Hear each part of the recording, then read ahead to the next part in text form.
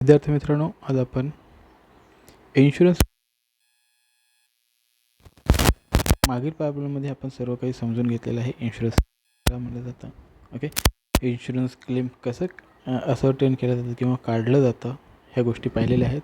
आणि एक त्याच्यावरचा प्रॉब्लेम पण आपण याच्या अगोदर पाहिलेला आहे की कोणत्या आयटम्स कोणत्या अकाउंटला जातात. आपण किती अकाउंट्स बनवत असतो. सहसा आपण 2 अकाउंट बनवत होतो. त्यामध्ये एक आहे ट्रेडिंग अकाउंट आणि सेकंड आहे memorandum trading account. Okay, memorandum trading account हे 2 अकाउंट काय करत असतो आपण बनवत असतो. ओके, मग त्यासाठी लागलेली जी काही इन्फॉर्मेशन आहे ती आपल्याकडे इन्फॉर्मेशन दिलेली असते. आता ट्रेडिंग अकाउंट कोणत्याच वर्षासाठी मिळतं की पूर्वीच्या वर्षीच्या सर्व जो खर्च केला आहे त्यासाठी आपण ट्रेडिंग अकाउंट बनवतो. तर मेमोरंडम ट्रेडिंग अकाउंट कशासाठी बनवलं जातं. मेमोरंडम ट्रेडिंग अकाउंट हे केवळ यावर्षी ज्यावेळेस आग लागलेली आहे किंवा फायर झालेला आहे त्या आपल्या कंपनीमध्ये आणि त्या फायरच्या तारखेपर्यंत म्हणजेच आग लागलेल्या तारखेपर्यंत जो खर्च झालेला आहे तो खर्च शोधण्यासाठी आपण मेमोरंडम ट्रेडिंग अकाउंट काढत असतो. आणि त्याच मेमोरंडम ट्रेडिंग अकाउंटमधून आपल्याला काय प्राप्त होतं तर आपल्याला केवळ त्या अकाउंटचं क्लोजिंग स्टॉक म्हणजेच त्या तारखेला आपल्याकडे काय झालेलं आहे फायर ऑकर्ड झाला किंवा फायर झाला त्या तारखेला आपल्याकडे किती स्टॉक उपलब्ध होता ह्याचा विचार केला जातो. मध्ये सुद्धा आपल्याला 2 अकाउंट बनवायचे आहेत. एक म्हणजे ट्रेडिंग अकाउंट आणि दुसरा मेमोरंडम ट्रेडिंग अकाउंट. ओके, मग आपल्याला इन्फॉर्मेशन काय दिलेली आहे. हा प्रॉब्लेम काय सांगतो. A fire occurred in the premises of Ambika limited. Ambika कंपनीमध्ये काय झालं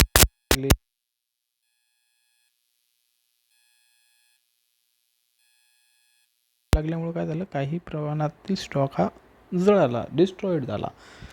the salvage stock is of ₹56,000. परंतु काय झालं की त्या आगीतून काही माल वाचवण्यात आला. त्याची किंमत किती आहे ₹56,000 आहे. या ठिकाणी लक्षात घ्या किती किंमत आहे ₹56,000 त्याची किंमत आहे जो की माल वाचवलेला आहे. Okay, the company has policy of ₹3,56,000. Okay, कंपनीकडं इन्शुरन्स पॉलिसी किती स्टॉकसाठी आहे 3,56,000साठी. Following is the information available for the records in the कोणाच्या रेकॉर्डमध्ये अंबिका लिमिटेडच्या रेकॉर्डमध्ये काय खालील प्रकारची माहिती मिळालेली आहे. आपल्याला त्या आधारावर काय करायचं आहे इन्शुरन्स क्लेम कॅल्क्युलेट करायचा आहे. ओके, मग इन्फॉर्मेशन काय दिली आहे. पहिली इन्फॉर्मेशन चेकआउट करा. पहिली इन्फॉर्मेशन दिलेली आहे purchase for the year 2014.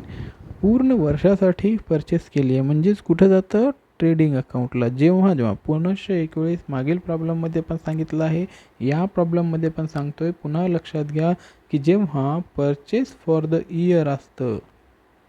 Okay, purchase for the year which is मागचा वर्ष असेल त्या वर्षासाठी जर परचेस म्हणलं किंवा सेल्स म्हणलं किंवा स्टॉक सांगितला मागच्या वर्षीचा तर तो कुठं जातो आपल्या ट्रेडिंग अकाउंटला.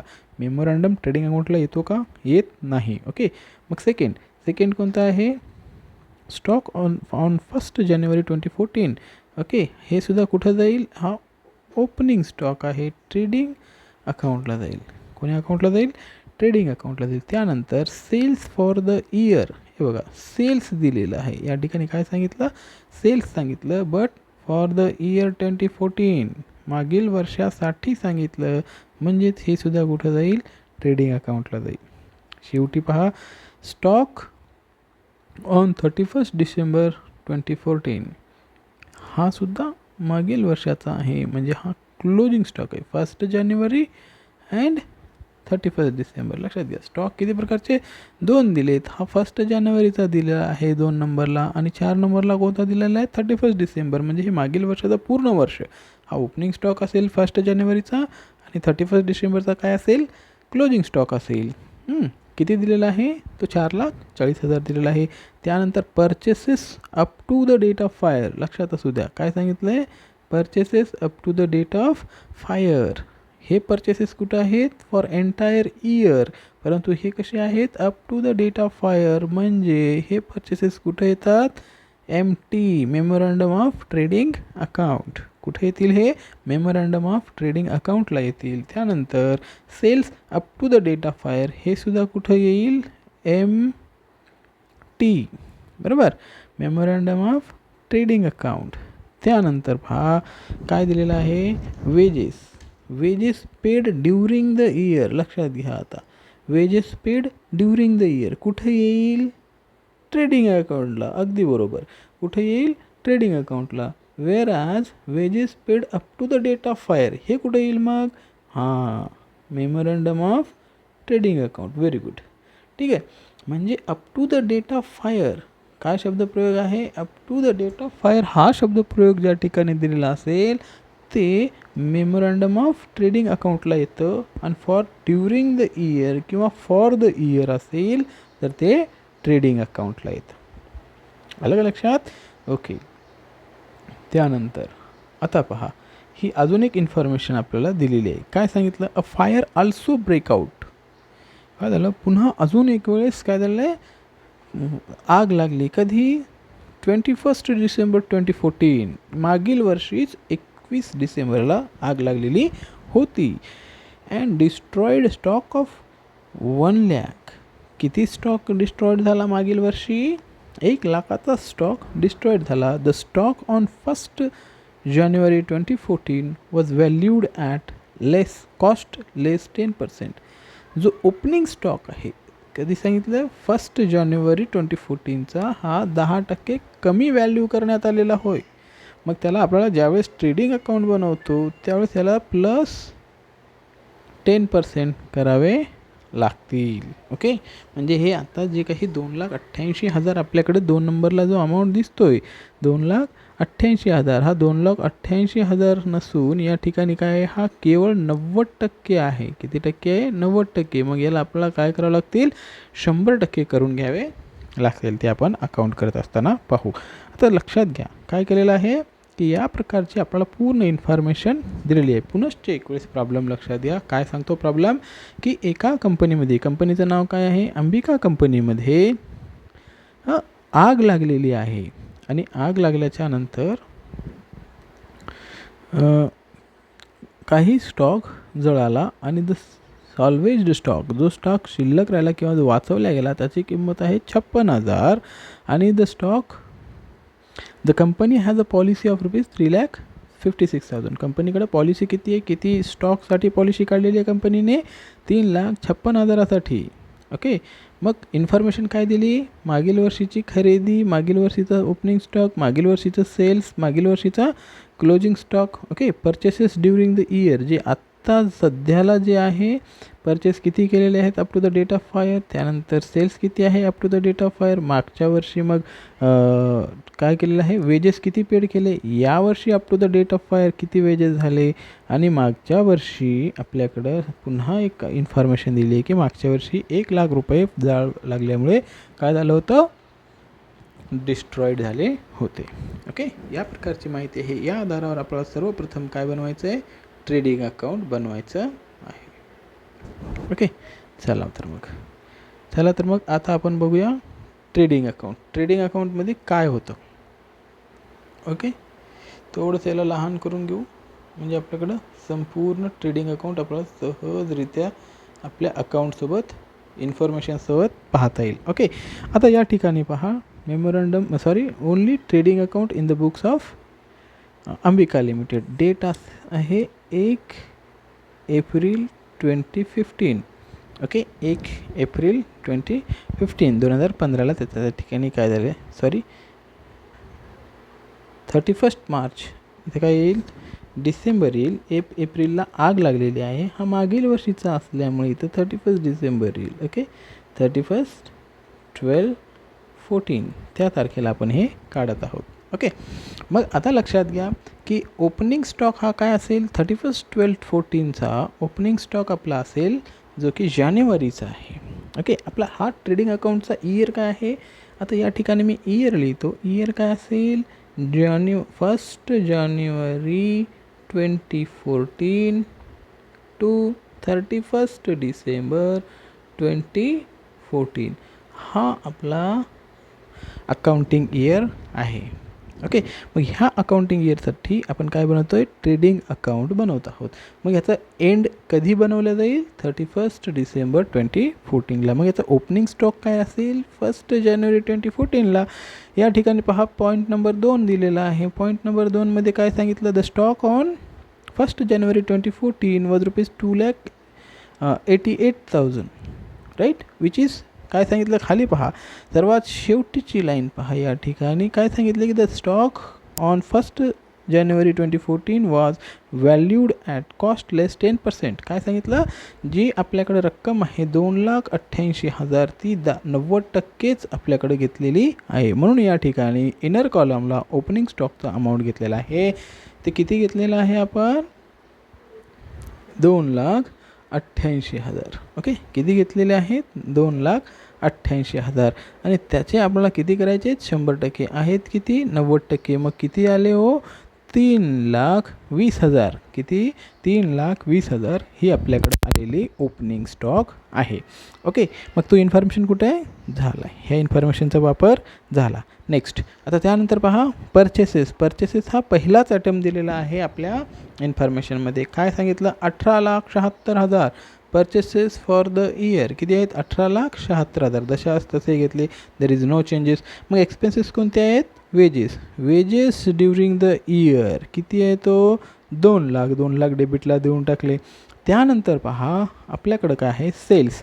सेल्स किती सांगितलेले आहे, sales for the year 2014 was 23,20,000 है ना, 23,20,000 हे सेल्स घेतलेलं आहे. त्यानंतर आपल्याला इन्फॉर्मेशन दिली सर्वात खालच्या पॅरेग्राफमध्ये.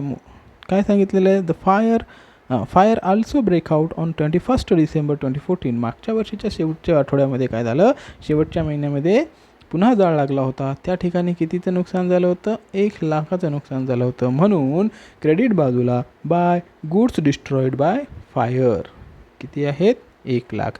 मग हे सर्व झाल्याच्यानंतर आपल्याकडे एक इन्फॉर्मेशन दिलेली आहे जो की 4 नंबरचा अमाऊंट आहे. या ठिकाणी लक्षात घ्या, स्टॉक ऑन 31 डिसेंबर 2014. आता जे आपण ट्रेडिंग अकाउंट बनवत आहोत तो कधीचा आहे, हां 31 डिसेंबर 2014.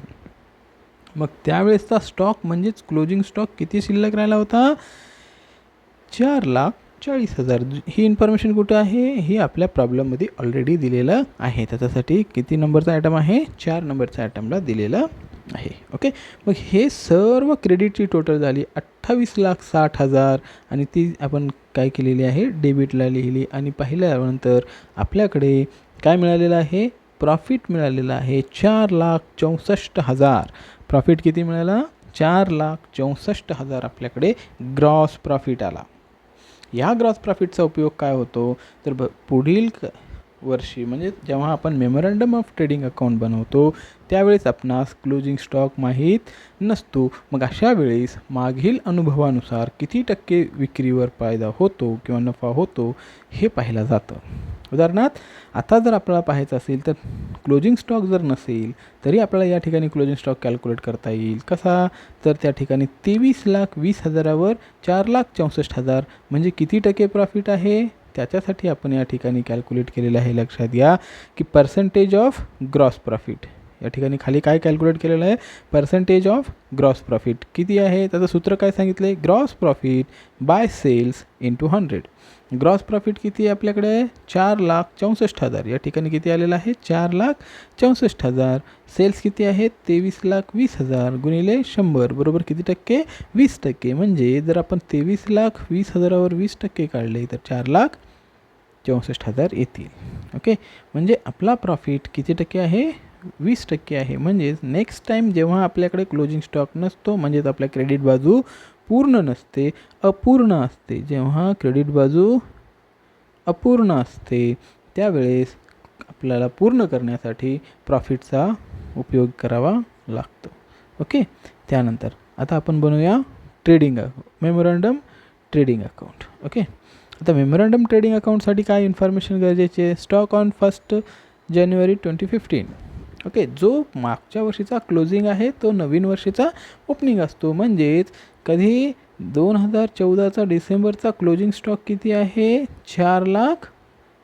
या ठिकाणी बघा क्लोजिंग स्टॉक किती आहे, 4,00,000 40,000.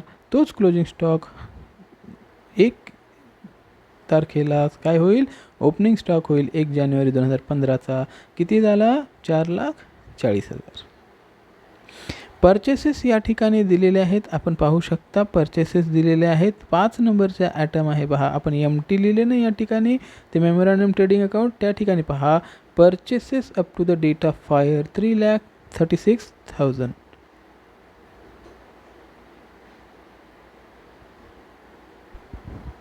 पर्चेसेस किती दिलेले आहेत, 3,64,000. 36,000 नाही, ते किती आहेत, 64,000.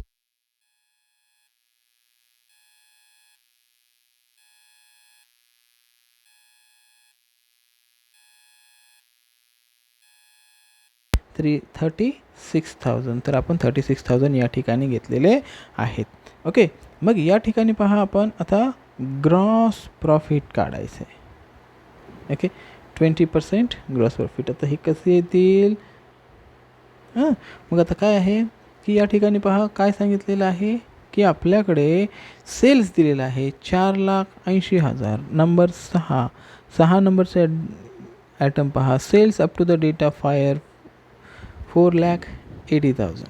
ओके, 4,80,000. मग त्याच सेल्सचा आधार घेऊन आपल्याला काय करता येतं की प्रॉफिट कॅल्क्युलेट करता येतं. ठीक आहे, मग प्रॉफिट कॅल्क्युलेट कसा करायचा की 4,80,000च्या किती टक्के, 20%. 4,80,000च्या 20% काय आहे, ग्रॉस प्रॉफिट आहे. आता 4,80,000च्या 20% किती आले, तर जवळपास 96,000. किती आले, 96,000. पहा, कॅल्क्युलेट करा, 4,80,000 गुणिले 20 भागिले 100 किती आले, 96,000. मग 96,000 प्रॉफिट आल्याच्यानंतर याचं टोटल या प्रकारे झालेलं आहे. मग या ठिकाणी आपल्याकडे काय येईल, क्लोजिंग स्टॉक ॲटोमॅटिकली लक्षात येईल. 9,36,000 9,36,000 मायनस 8,80,000 किती शिल्लक राहिले हो, 4,56,000 आपल्याकडे stock on the date of fire होता. On the date of fire stock किती होता, मग 4,56,000. मग ह्या प्रकारे आपल्याकडे आता मिळालेलं आहे आपल्याला इन्फॉर्मेशन की आपल्याकडे नेमका स्टॉक किती शिल्लक होता ज्या दिवशी काय झालेलं आहे, आग लागलेली आहे. मग या मेमोरॅन्डम ऑफ ट्रेडिंग अकाउंटच्या आधारावर आपल्याला काय करता येतं, इन्शुरन्स क्लेम काढता येतो. मग आपल्याकडे इन्फॉर्मेशन पहा काय दिलेली आहे, इन्फॉर्मेशन दिलेली आहे की टोटल स्टॉक डिस्ट्रॉयड किती आहेत, जो की शेवटी होता stock on the date of fire 4,56,000. Where as salvaged स्टॉकची इन्फॉर्मेशन कुठे दिलेली आहे, आपल्याकडे प्रॉब्लेममध्ये सर्वात प्रथम दिलेली आहे. पहिल्याच पॅराग्राफमध्ये काय दिलेलं आहे, या ठिकाणी वाचा, लाईन नंबर 3 नंबर लाईनमध्ये काय दिलेले आहे, इज ऑफ ₹56,000. इथे आहे साल्वेज्ड स्टॉक इज ऑफ ₹56,000. म्हणून या ठिकाणी 56,000 डिस्ट्रॉईड, म्हणजेच ज्या दिवशी आपल्याकडे आग लागली त्या दिवशी आपल्याकडे किती स्टॉक होता, 4,56,000. त्यामधून 56,000 मायनस झाले, ॲक्च्युअल डिस्ट्रॉईड किती झाले, मग फायरमध्ये 4,00,000 रुपयाचं नुकसान झालेलं आहे. ह्या 4,00,000ला आपण सहसा जर ॲव्हरेज क्लाऊज लागू होत नसेल तर याला आपण क्लेम असं संबोधत असतो. काय संबोधत असतो, इन्शुरन्स क्लेम असं म्हणत असतो.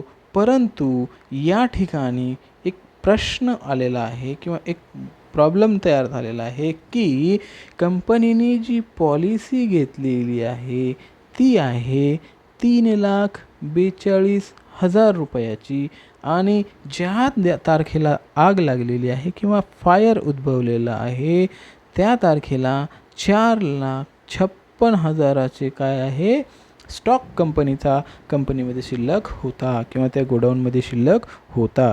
याचा अर्थ या ठिकाणी अंडर इन्शुरन्स आहे. बरोबर आहे, इन्शुरन्स किती आहे, 3,42,000. Wear as the actual stock was 4,56,000 म्हणजे या ठिकाणी प्रपोर्शनमध्ये त्याच्या प्रपोर्शनमध्ये आपल्याला काय करावं लागतं, क्लेम सँक्शन करावं लागतं. म्हणून ॲव्हरेज क्लाऊज लागू होतो.